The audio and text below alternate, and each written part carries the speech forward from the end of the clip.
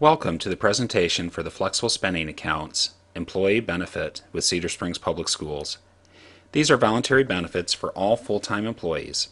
If you choose to participate in these benefits, your enrollment must be in no later than June 10th this year. Hello, this is Rob Vermeer with Rockford Insurance. I am your Aflac Benefits representative. This presentation will inform you about flexible spending accounts, or commonly called FSAs. I will explain what they are designed to do, how they work, how you benefit, the FSA rules, and then how to enroll if you wish. FSAs help you keep more of the money you earn by paying for eligible expenses with pre-tax dollars. They do this by lowering the taxes taken out of your pay. With a flexible spending account, you can save money on out-of-pocket medical and daycare expenses by not having to pay taxes on that part of your income. So let's take a look at how FSAs do this. We'll look at a pay period. It could be for any amount, but for simplicity, we'll use an amount of $1,000. This would be your gross pay, the amount you see on your pay stub before taxes are taken out. Without a FSA, taxes come out first. When you combine federal, state, and FICA taxes, most employees pay at least 25% in taxes. So, in this example, 25% would be $250 paid in taxes, leaving $750. If you have a medical or daycare expense of, let's say, $100, you pay for that expense with taxed income, leaving a net spendable income of $650.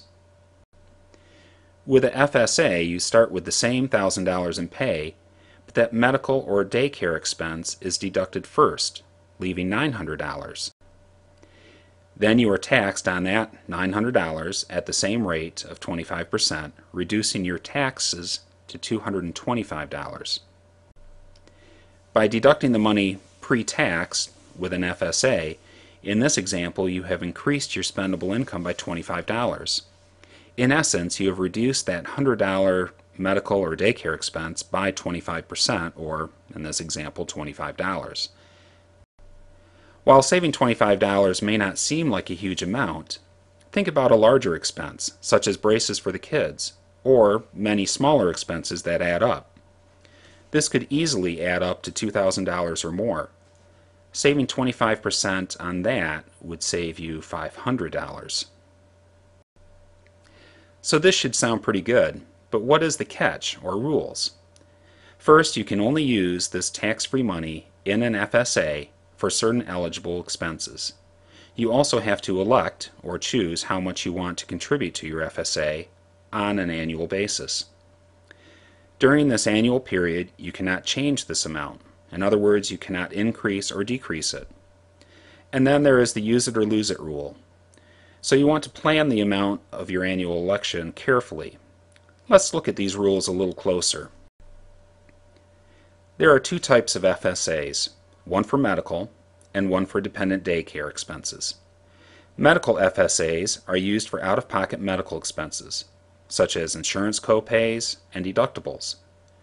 But you can also use them for dental, vision, and over-the-counter medicines such as allergy, heartburn relief, and pain relief. Dependent daycare FSAs can be used for daycare expenses for your kids. The daycare provider must be licensed and able to give you a receipt for services. Contributions to a FSA are set up through your employer. You have to elect or say how much you want to contribute to your FSA through the plan year. The plan year is typically a 12-month period set up by your employer. For Cedar Springs Public Schools, your plan year runs from July 1st through next year's June. Contributions are then evenly deducted pre-taxed from your pay through the year. So you get the tax savings at each pay period, but can use the money in your FSA at any time during that 12-month period. Once you elect your annual contribution amount, you cannot increase or decrease it except for an eligible change in status. Eligible changes would include a birth, death, marriage, or divorce. Also, if there is a change in your spouse's benefits, and if there is a substantial change in your benefits or job, such as changing from full-time to part-time, or experiencing a loss in your benefits. Perhaps the scariest rule is use it or lose it. The IRS says that you do not owe any taxes on any money that you contribute to your FSA. However, if you don't use all of your annual election, that is the money in your FSA during the plan year, then you do forfeit or lose it.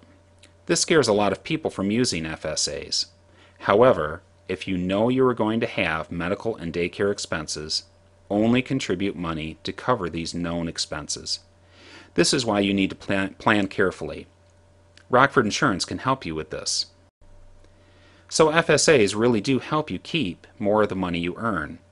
FSAs are a voluntary benefit at Cedar Springs Public Schools that does not cost you anything. Rather, they save you money. The maximum annual amounts that you can contribute are $5,000 for dependent daycare FSAs and $3,000 for the medical FSAs. However, you can contribute as little or as much up to these maximums. While your tax savings may be more or less than 25% depending on your tax bracket, you save money on every dollar you contribute. You have until June 10th to enroll. All enrollment forms must be into Rockford Insurance no later than June 10th. For more information on FSAs or to enroll, you can close this presentation and click on FSA enrollment documents. You can print out the enrollment form and directions. Then you can mail or fax it to Rockford Insurance, again, no later than June 10th. You can also attend one of the AFLAC benefit enrollments at the locations and the times listed on the email you received. Or you can call Rockford Insurance toll-free at 877-258-4182. Thank you for your time.